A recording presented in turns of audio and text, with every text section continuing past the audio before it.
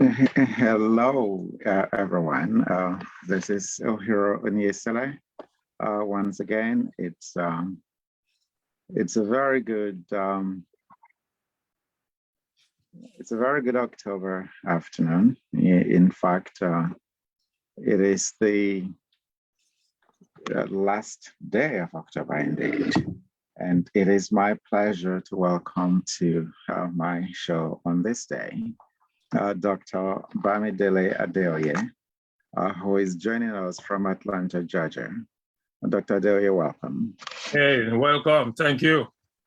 Dr. Adeoye holds a Doctor of Business Administration, and this area of specialization is in enterprise resource management, and has been very active in the IT scene in the United States. And he prefers to call himself a student of learning because he continues to engage in so many areas of learning and also producing knowledge, especially around IT, business development and marketing, and many others that I think he will be telling us about today. First of all, Dr. Adeoye, I like to make this just a conversation. And so to that extent, going to be asking you first of all, how is Atlanta, Georgia today? Well, it's like you said, the last day of October. Normally, it's normally warm, but for some reason, maybe global warming issues, it's kind of cold. It's kind of cold, cloudy. But apart from that, no snow. Don't generally get snow out here. But apart from that, it's pretty good. We good. Right. When someone in Atlanta is talking about snow, about cold weather, those of us here in New York don't know whether to laugh or just shake our heads because cold for you is a heat wave for us.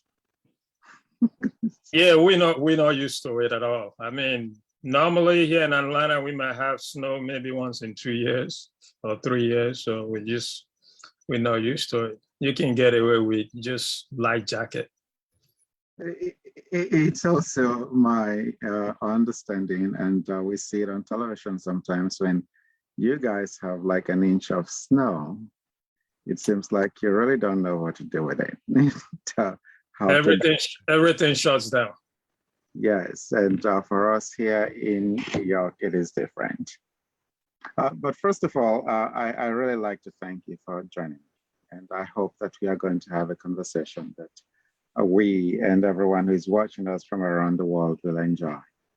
And I'd like to also commend all of the work that you've been doing in the areas in which you are engaged. It is one thing to be an African. It is another thing to be an African who is very educated as you are, living in the United States. Also cognizant of the fact that regardless of the knowledge that you hold and the credentials that you hold, you are also a Black man on what some might consider foreign soil. I'd like to ask you, first of all, what the challenges have been for you rising through the ranks to be where you are.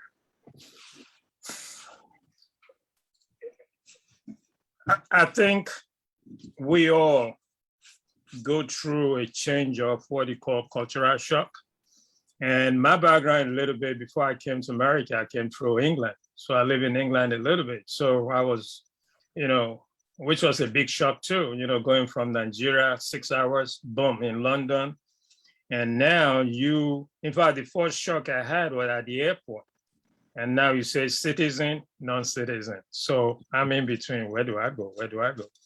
But eventually you go through that. And in England, I'm sure probably you live in England too.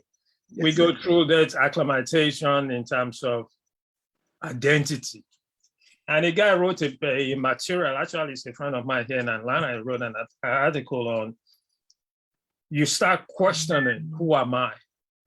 Once you step out of Nigeria, you ask yourself, who am I? Because now you're in the world stage and things are different. I make a joke, the king of the jungle back home, now you are, who am I here? And then you keep asking yourself, so you have that challenge. Now, when you come to America, it's a different ballgame. because here you stigmatized, there's a big divide, a big divide between African Americans and white Americans, which I hate to use those words, white American, I prefer to call it Americans, but we have that, we have to reality. And then when most of us, when we left back home, even with whatever education we had, we didn't have a clue about slave trade.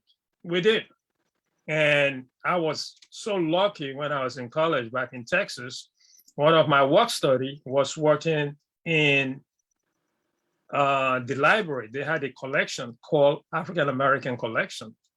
So I worked there during work study, and I was amazed. I mean, I read so much on African Americans that it was a radical change. A radical change in the sense that when I first came to America from London, like I was saying, I was among those group. Man, this group of people, they complain too much. They complain too much. They complain too much. Why? Blah, blah, blah. You have all this. But after a while, after I went through all that reborn, I started saying they didn't complain. I said they didn't complain enough. So it changes the way you look at it. It changes how you look at yourself, how you look at others, how you become. It becomes a color issue. Coming from where we came from, there's nothing like that. You don't go by color, his that. And the more you study the system, which unfortunately, I say that most of us from the diaspora, from Africa, we don't understand. If you study the system. When I moved to Atlanta, one interesting thing, I will mention that. When I moved to Atlanta, I went to Macy's. And when you look at Macy's back then, it was like 6-story, huge building. On the first level, it's all African Americans, basic retail.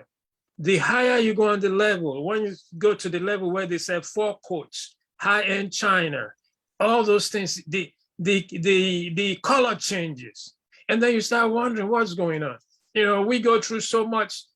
It's unreal what we go through. It's unreal. However, one of the biggest issues we have, it's connecting, connecting with African Americans, which we should have been doing. But unfortunately, because of the negative messages we see, and I put it down there, one of my writing, negative media perception of even Africa. You have people ask you, you all have houses in Africa. Same thing we have here. We have a negative perception of African Americans. So we divide. They are the people that will open doors for us. Unfortunately, we don't connect with them. I mean, if you look at, you've been here a long time, I've been here a long time. If you look at Chinese people when they come, who did they go to? Chinese. Italians. French. Spanish. We, nobody.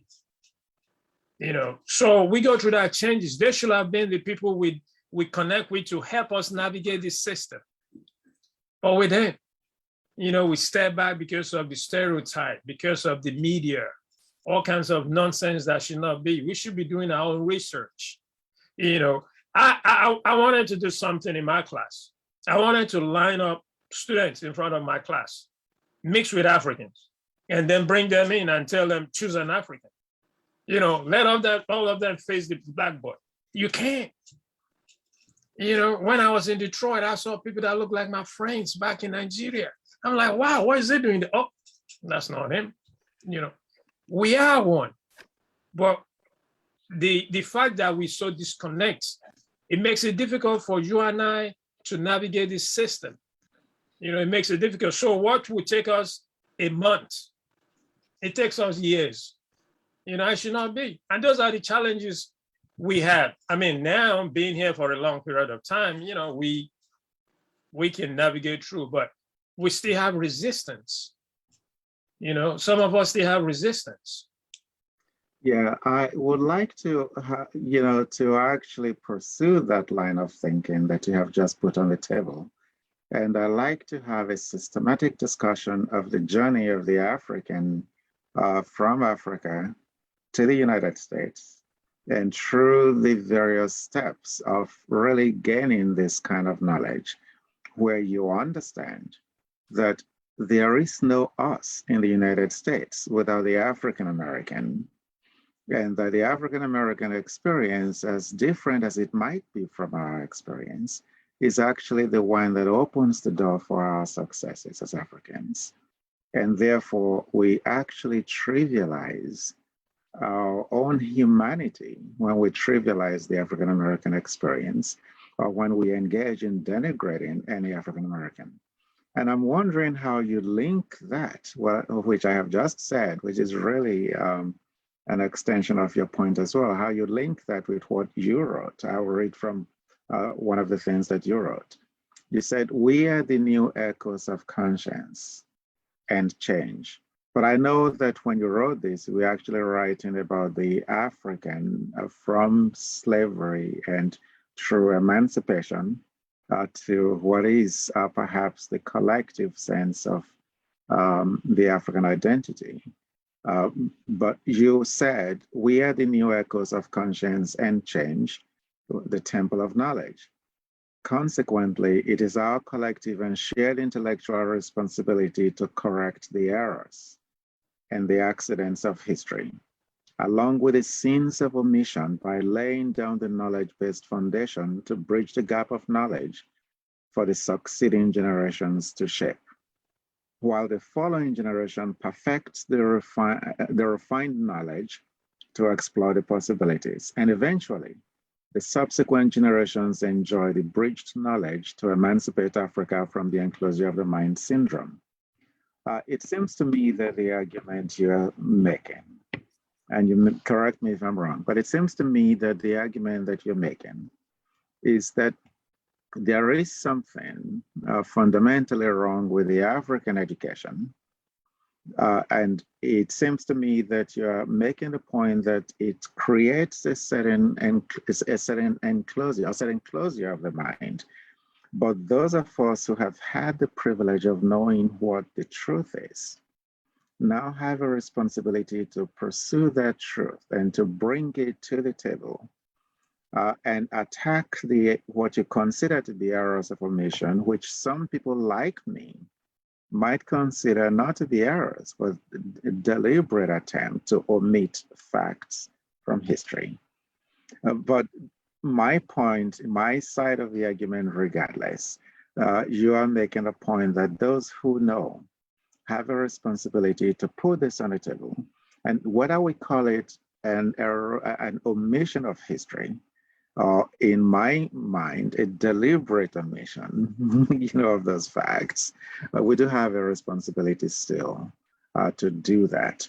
And that it is only when we do that that we can free the African mind from what some might call a subjugation that's imposed on us by a history that we have not written. That paragraph, it's a paragraph I put together for the fact that a lot of us, when I mean the errors of omission, I'm talking, for instance, which you mentioned on, is the fact that if you look at our history, even those of us that are older, not compared to what the school they go to now back home, we never really studied that.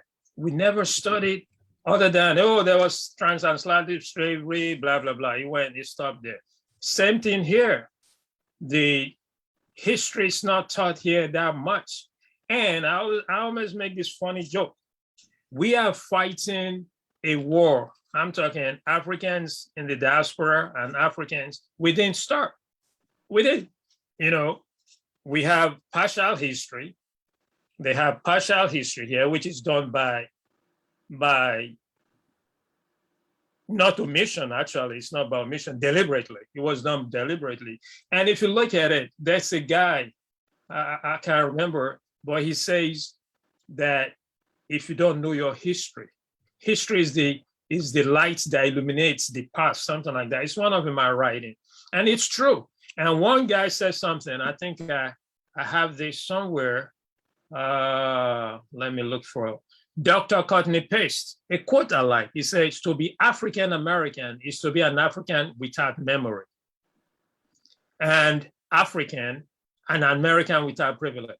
So what happened is that we were not given those information. We were given media information of African Americans that they are monsters. Now they turn around and give African Americans information about us and say, hey, you must be very lucky. Look at your brothers in Africa, how they're suffering. No matter what hardship you're going through here, you're better off. And then they call us, this I'm talking life experience, the things I'm saying are facts. And they call us and say, hey, don't you know, you're not like them. You know, you come from a cultural place where you guys are blah, blah, blah. Now we fight in a war. He don't like me, I don't like him, you know, based on foolishness. Like I said, you know, we fighting instead of, and the show I did, I said something like that. We don't talk at each other. We don't talk to each other. We talk at each other. Distance, you know, we separate ourselves. It is our responsibility. Those of us that are aware, we should be sharing this knowledge. That's why I do a lot of writing. I try to write every 2 months to put things out there. You know, every 2 months I do research, put things out there. It is our responsibility to correct it. You know, I don't want to label Nigerians, but we are the so-called largest population in Africa, 200 million. I don't know how they came up with that, but we are quick to label things. You know, even in England, we label them in England. We label Jamaicans in England. You know what I mean? In America, we label them here. So within our circle, we don't go as a circle. And I have a quote too. I have an hypothesis here, which I said, Africans, we under mingle, we under date, and we under marry. And what do I mean by that? What I mean by that is that we have this mentality when we come here, instead of going with our counterparts. You know, you have an African with a PhD running around with some pretty girl in retail, grocery store. You're not equally yoked. So look at your level, look at her level, and what do you expect? So we have that knowledge that, oh, they're bad, they're this, they're that, but that's your fault. You don't have any business there. We don't mingle right, we don't date right. A lady said something. He said, how can you date a loser and expect to marry a winner? It's not possible. And we don't marry right. You know, I sat down and thought about this. How many Africans marry top of the notch African Americans? How many of us marry the cream of the cream? We don't. So we complain at things that don't make sense. And we also have what is called arrogance. And I'd say, yeah, there's another thing I said about arrogance. There's a thin line between arrogance and confidence. Africans should work on the side of confidence so we can attract people to us. By that, I mean African Americans. But we tend to work on the arrogant side, tend to repel people from us. Even when you look at all of us, even Africans, we Africans, are we really together? And then we complain about them so much. And I keep saying this until we bridge that gap. And it's my responsibility, your responsibility, those of us that are aware, to start sharing this knowledge. And I also propose at one point, I will be very happy to go to churches. I know that's where our people go to, churches and events, and talk to our people. You know, we are one. We've been divided by accident, by history. You know, we've been miseducated, according to that book, Miseducation of the Negroes. We have been too. It's just, well, maybe you call Negroes back then, all Black folks. And again, going back to even Africans' independence, where did it start from? Marcus Garvey from Jamaica started that thing when you have Zeke, Nnamdi, Nkrumah, all of them, when they went to Lincoln University in America, here in New York. That's where all the seed for independence came. It didn't come straight from Africa itself. No, it was Marcus Garvey that opened the eyes of Africans, and along with what they saw with African Americans. And remember, African Americans came to America in 1619. And I also say this, they are of all Africans in the world, African Americans are the most advanced Africans anywhere in the world by geography. By geography. If African Americans were supposed to be an economy, they will be the 7th richest economy in the world. Now let's play back. Which African economy is seventh? It's in the 7th, league of economies. None. But we always look down. Then why? Instead of us to be sympathetic to the position taken, 402 years of hardship, of torture. A lady wrote a book, I have it right here, White Rage. I wish all Africans should read it. This is written by African American. This is another one written by a white woman. We need to read it.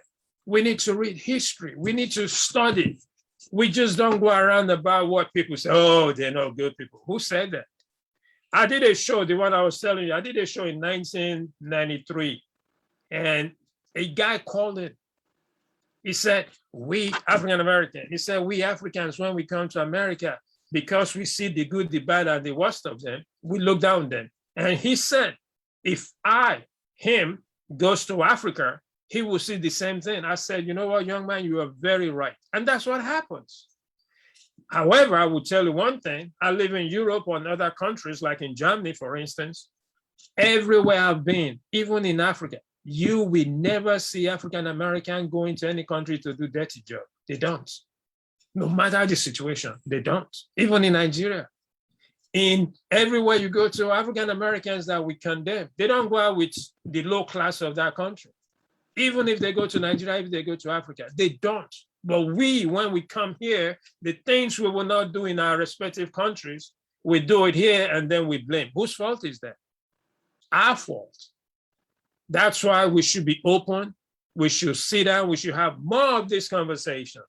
More of this conversation. I've been doing this since 1998, 89, and it's never ended. We should continue doing this. And now we have this platform now, social media, which is different from what we had 40 years ago. So information can spread like wildfire with this platform.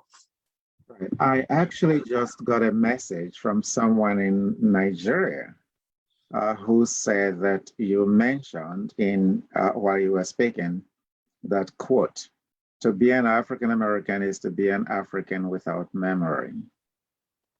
He thinks that could sound offensive to the majority of Black listeners around the world. Actually, the quote came from an African American here in America.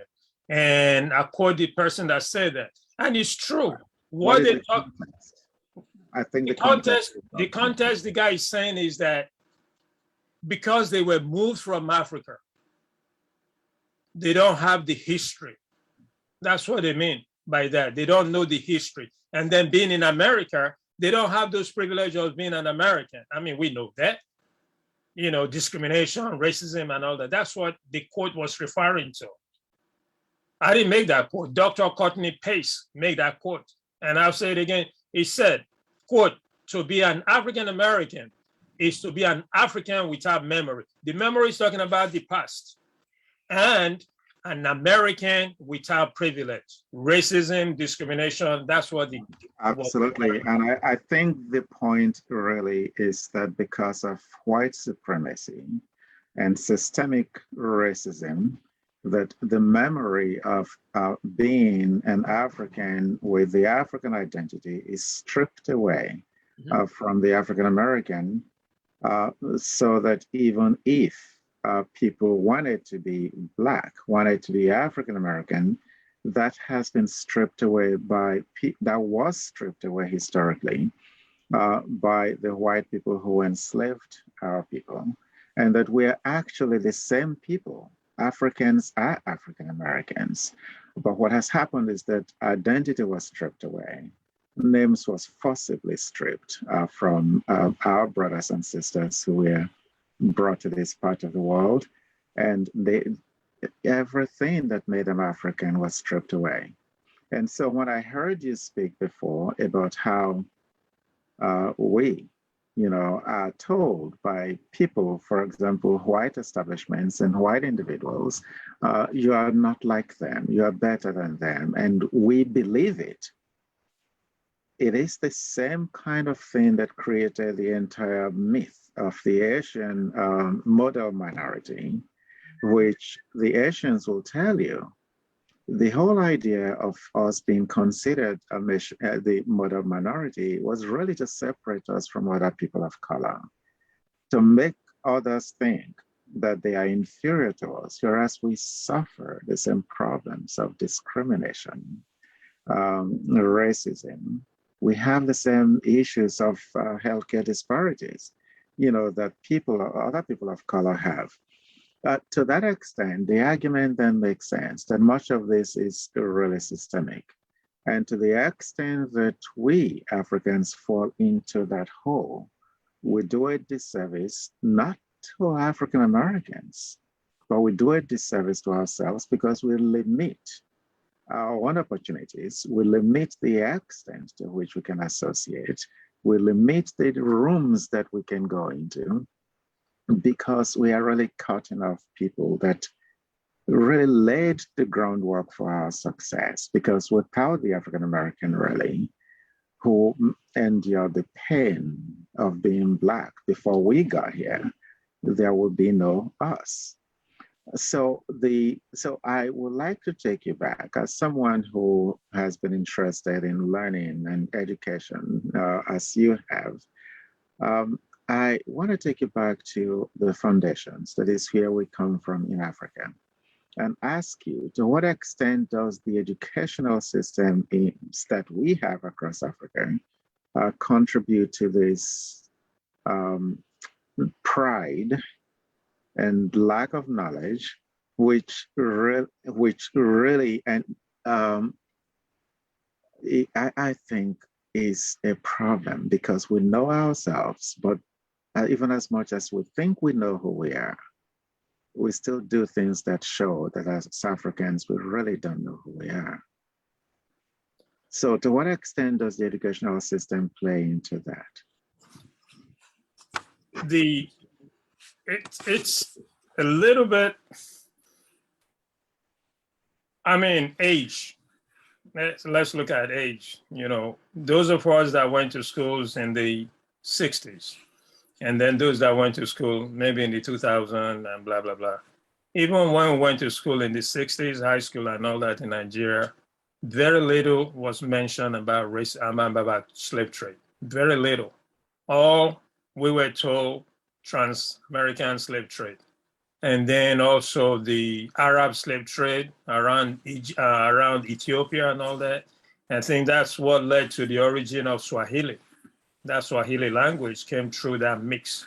So we were not really taught. Now, I've been gone from Africa for so long, and even apart from that, those ones that came, when you interact with them, apart from history, the educational system, I will make reference to Nigeria because that's where mostly, we have more connection. When you look at even current, recent, you have people in Nigeria that say they have a college degree in computer science. And I'm talking experience now because we had a computer school back in late 90s and early 2000s. Don't even know, can't operate a computer, can't. They just theory. And I wrote about that too, can't. So if you look at here, in America, most of the research are done in universities. Breakthroughs are in the universities. Nigerian universities, nothing. So even in universities in Nigeria, they have what they call handouts. We didn't have that back then. What is handouts? A few pages from a textbook. And Nigeria has the highest cost of internet in the world. So how can you do research in Nigeria? You can't afford it. Infrastructure is not there. So the educational system there, I looked at the top 100 universities in the world. None from our side, none. So when you see that, and when you see the way our people reason, they reason now, particularly the young ones, like I said, we didn't learn anything about slavery. We didn't. It was brief.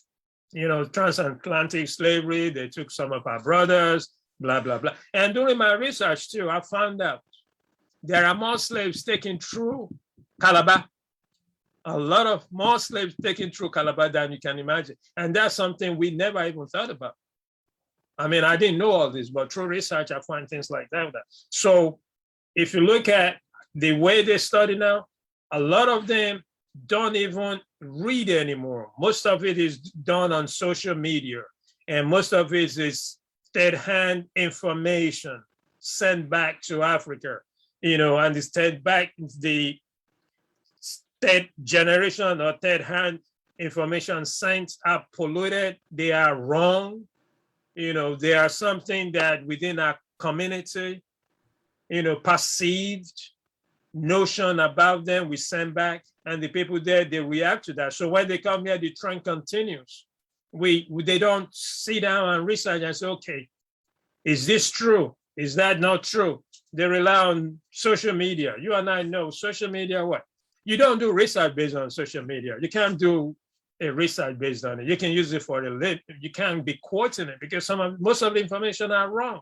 Most of the information are wrong. So there's no knowledge. You have to. Yoruba word, that's a Yoruba word. Even Jim Rohn said something. He said self-education, he said formal education makes you a living. Self-education makes you a fortune. And in Yoruba word, it's the same thing. Even in those people that are in the religion realm, it says you have to be reborn again. You have to be reborn, which means you have to go beyond, just the basic thing. Go do research, go learn, open your mind, be open. We don't have those educational systems. I don't even know what they're teaching now in terms of race relations. And then not only that too, if you look at the curriculums, the syllabus in Nigeria and America, they're not the same. They're not. So they far apart, or Africa, they're not the same. I have a friend way back in early 2000, and she had a medical facility. And she said she's looking for a speech therapist, that she can hire as many speech therapists I can get, bring them to America. I'm talking 2000 to 2002. I called Nigeria. They don't have a course in Nigeria for speech therapy. None. They don't. Yeah, I think that without sounding too critical of that, there are a few points that I want to make, or a few questions that I have. The first is education supposed to educate citizens for the society, or is it supposed to educate citizens for the world? Is Nigeria supposed to educate its children for the United States, or is it supposed to educate its children for Nigeria so that it can build Nigeria? And if it is the former, it seems to me that the point that you're making is that Nigeria has not done a good job of educating people for the United States. And I will counter that by asking, has Nigeria even done a good job educating its citizens for Nigeria? Has Ghana done a good job of educating the citizens of Ghana for Ghana? Has Zimbabwe done a good job of educating the country's citizens for Zimbabwe? So are we doing a good enough job as Africans educating our children for Africa, to build Africa? And isn't that where the problem lies? I wrote one article where I talked about education. I think it's, miseducation of Africans. Yeah, I wrote an article, miseducation of Africans. We are not doing a good job in the whole of the continent. Now, let me say one quick thing. Aiko was the president of Sony Electronics. And he wrote a book, Made in Japan. He said, when they were young, he'd probably be 90 or probably deceased now. He said when they were young, they were programmed, they were trained to sell to the world. He said that's how they trained them to sell to the world. Where's Japan today? Japan doesn't have any natural resources, but they, doing so much wonderful things in the world. Our educational system needs to change. We need to educate our people for the world, not necessarily Nigeria, not necessarily Ghana, not necessarily. We have to. I wrote something there too. We study the history of North America, but we don't study the history of North Africa. We do the geography of England. We don't do the geography. We don't even know the geography of our country. We don't even have the history of Nigeria. We don't even know the history of Africa. We don't, but we know the history of the world. I see people, which is, sometimes it's just amazing how we think, which is annoying how we think. You have people, what do you study? English, but we don't study Igbo in Nigeria. We don't have a degree in Yoruba. We don't have what do you study? German. What is that? How is that developing Nigeria? How is that developing Africa? They need to change the whole system to reflect the 21st century. I was watching a program in Nigeria, on YouTube on Nigeria. Do you know they have to go hire foreigners to come and do welding? Welding. Technical school. Welding. Yeah, is that a function of the education or is it a function of leadership, political leadership? Because there are welders in Nigeria that are extremely good who did not go to college, but they are very good welders that can be supported by strong political leadership to build the country. What we are talking about can also be said of Ghana, can also be said of Cote d'Ivoire, can be said of Togo, can be said of the Republic of Benin. It seems to me that perhaps we should visit what Dr. Ohiwere, I think you know Dr. Ohiwere, Dr. Iwere has made a point over and over again in his writings and his speeches that one of the areas in which the African educational system falls is its failure to emphasize liberal arts education. Therefore, there is an emphasis on studying physics and computer science without computers, studying physics and studying biology and studying chemistry. And so graduates of those programs are really touted as the brilliant ones. And so we leave liberal arts education behind. And here's where I agree with him. I don't know if you do, but here's where I agree with him. If you look at the United States for comparison, you will find that I do not know, except for Jimmy Carter, whose degree was in engineering. We have not had United States presidents who have obtained degrees in the sciences. But the liberal arts focus on American education. American education is very strong from elementary through high school through college, because even if you're an engineering student, you still have to take liberal arts courses. Therefore, you see an American president, you cannot tell what his degree is in, because he can discuss finance, he can discuss law, he can discuss the sciences, he can discuss climate change with competence because of the foundation of that liberal arts education. So that's why I agree with him. So when I ask you if, for example, you think that the Nigerian or the African educational systems have not done as great a service as they could do, I am wondering if perhaps we can look at that and make the point that perhaps if there is a refocus, instead of sort of rejigging the curriculum the curricula of every place the way they are, if we can refocus emphasis, for example, on liberal arts, that teach students. The liberal arts education really teaches students and teaches all of us about who we are as people and who our neighbors are, what society is like, and civics and everything else, and then how to be a citizen.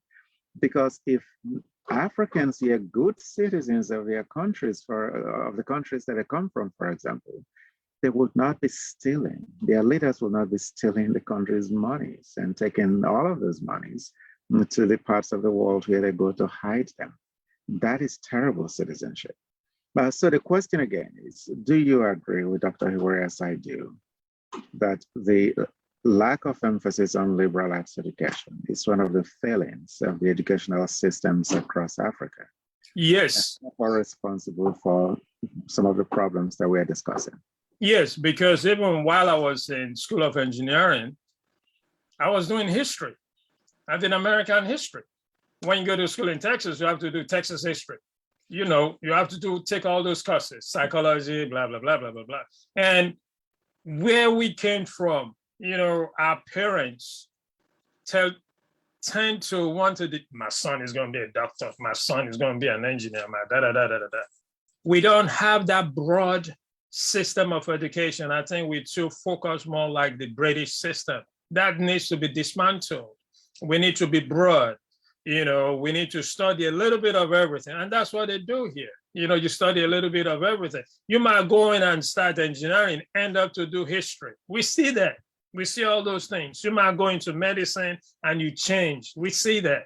That is what we needed. When I made comments about the, what is it called? The welding. Yes. We don't have to go to formal education. Doesn't have to be university. No, we can have technical school. We have school, just basic school. You can start a school and teach welding. In fact, a friend of mine, Dr. Olabi, said that. You know, he said, I would like to start a small school in Nigeria. Just teach people basic welding. It doesn't have to be university and higher education. No, skill is skill.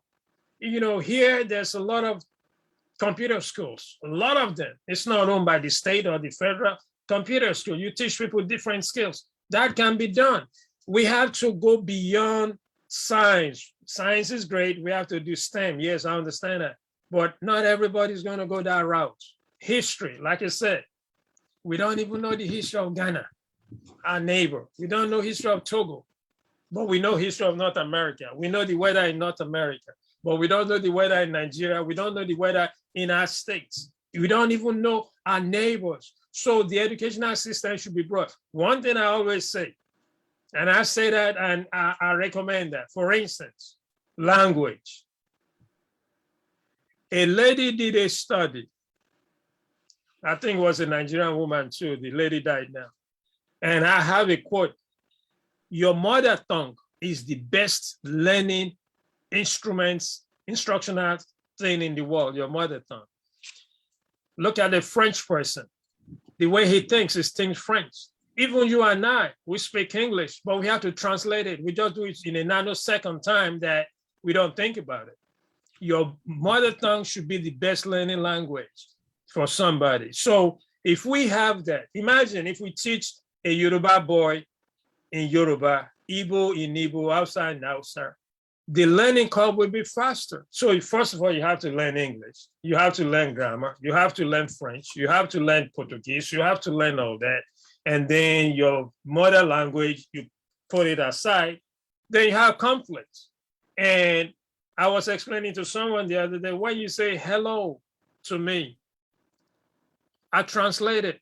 And you see that here in America when they say, Spanish people are slow. Yes, they have to be slow. They don't speak English. So when you speak English to them, they translate it. By the time they translate it back and forth, you're talking maybe 2-3 seconds. To us, it's too long. But that's not the issue because they don't think that way. I mean, if you bring a French person to America. You don't mean all Spanish people. No, I don't mean no. I'm just saying when we say they are, for instance, you know, the ones you hire, I'm not talking, no, I'm not saying all, no.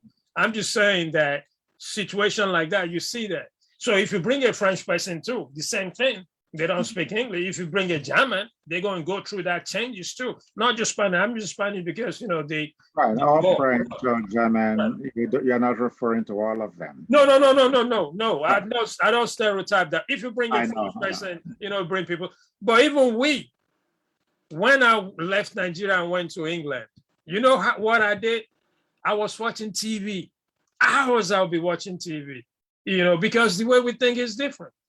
Things are different. So I have to figure out a way to get to know the system and understand the way the people talk. So our system, I agree with Dr. Ohiwere. Yes, our system of education needs to be broader. It doesn't have to be science, science, science. No, we need liberal arts, we need social science, we need all those things. So if you look at the education system, it will be rounded, a little bit of it, a little here, a little there, a little there, a little there, and then you focus on your core courses towards the end.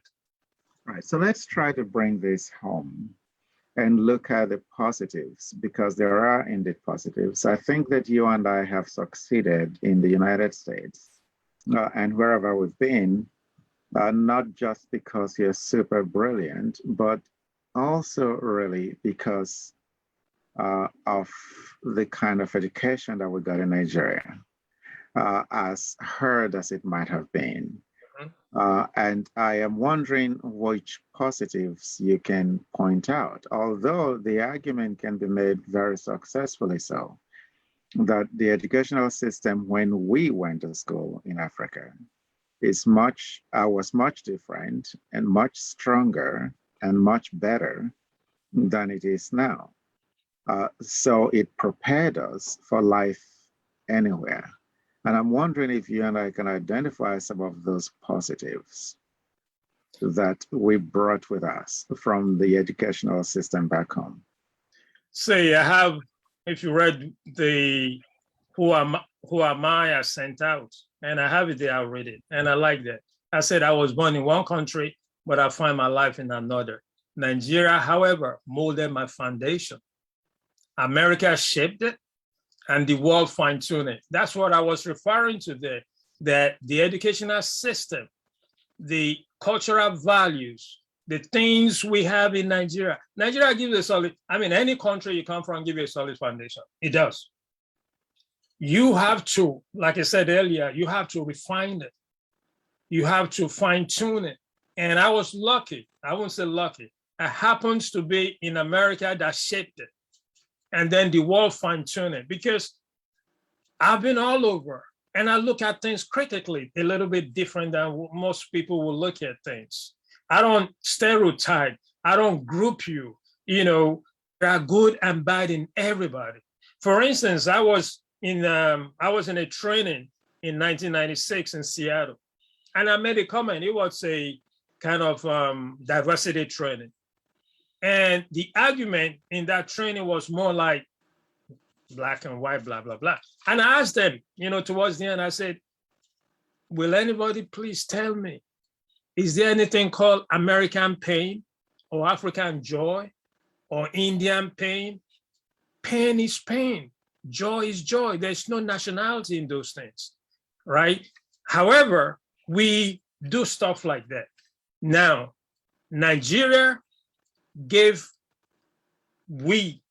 I don't know about the newer, younger people, but it gave us a solid foundation. I remember our parents, I don't know about yours, but our parents, most of them didn't go to universities, but with their standard 5 or standard 6 or high school education, when they write, wow, they write. They control grammar, they control all those things, and they pass those to us. And those of us that also went to boarding school, like I would say, was a game changer for those of us. We learn a lot of things. We learn how to coexist. We learn how to barter. We learn how to survive with no parents. And I think that's when we came abroad, that really helped us. We learned how to even manage our money. I remember back in those days, they would give you like £1 for a whole semester, and then you have to learn how to manage it. And then when you're in the boarding school, you have sugar, somebody has this, we barter. So it taught us how to be a team player. So Nigeria gave us that solid foundation, and most of us were able to take that, transpose that when we came abroad. And then we were disciplined too, self-discipline. We were able to, discipline ourselves in spite of the fact that our parents were not around. Those are the things the boarding school gave us. So we have solid foundation, and I'm sure we still have people with solid foundation in all parts of Africa. I cannot dismiss that. There are always people with solid foundation. Yes, there are going to be people that are wayward, but that's just life. Anywhere you go to, you have the good, the bad, and the ugly. Right. So just in closing, I would like to ask one final question in just a few words. How do you identify yourself? Me? Yes. In America or where? Anywhere, just your positionality. Me, I am just me. I'm a confident man. And like I said, I have deep-rooted curiosity for knowledge, guided by intellectual humility, with absolute courage and confidence. That's who I am. I mean, it's just me. You just have to be you. I can't be any other person. It's just me. I look at things, like I said, I look at things critically different, and I'm open, to everybody. I read something that I like. It said, my heart says everybody is nice, but my experience says otherwise. And it's true. Everybody is nice to me until otherwise. It's everybody until otherwise. So right. That's who I am. Sure. And just recently, and this is the way that I like to close in, with a tribute to General Colin Powell, who we lost just quite recently. He was a great man who actually walked the paths of greatness. And he ended his life with many of us remembering that when he made a mistake in believing something that was told him to sell a war that was going to kill hundreds of thousands of people, many years later, after he realized the mistake, he apologized for it. There aren't many people of his stature who would apologize for a mistake. But I also remember one thing that he said in an interview one time that I listened to. He said he was very cognizant of his success, but he also said, despite racism, I am a Black man, and I do not want anyone to ever forget it. He was a confident man who lived a life of that was an example to people like me. He was a man who came from an immigrant family, grew up in New York City, and rose to the highest levels of government in the United States. And if many of us can just be ourselves through thick and thin, and remember what my own father said to me as I was leaving Nigeria many years ago, he pulled me into his room and he said, you go to the world and I send you. And then he said, but wherever you go, if you can just keep your head while everyone around you is losing theirs, then you are my son. I will find out many, many years later that those were the words written by Roger Kipling. And it's a very long poem which today adorns my office because it reminds me of my father. It reminds me of the admonition that I got from him. Therefore, I am thankful to the people that you've reminded us today to be thankful for. I am thankful that the African Americans paved the way for me to succeed in the United States. And every day I think of that. And every day I realize and remember and remind myself that not only must I be grateful, but I must also give that regard that is due. But I also know that my journey, now yes, Dr. Adeoye, is complete in the United States because there is an old Buddhist philosophy that says that desire ceases only when life ceases. And as far as I am concerned, the journey continues. And, the old Latin phrase will say, a luta continua, victoria asata. Thank you very much for coming to be my guest today, Dr. Adeoye. And I look forward to seeing you again. Thank you very much. I appreciate it. We need to do this more. We need to continue to educate our people. We need to educate the world. It's our responsibility, shared responsibility. Yeah, absolutely, because, and when I teach, I encourage my students to challenge me. I tell them just say something, don't just sit and just acquire knowledge. Give it up. Challenge me, ask questions, make comments. That is because by teaching, I learn. And by doing this show and meeting and speaking with people like you, I'm also learning. It's not one-sided. So for everything that I have learned today, Dr. Adeoye, I am grateful. Thank you. Thank you.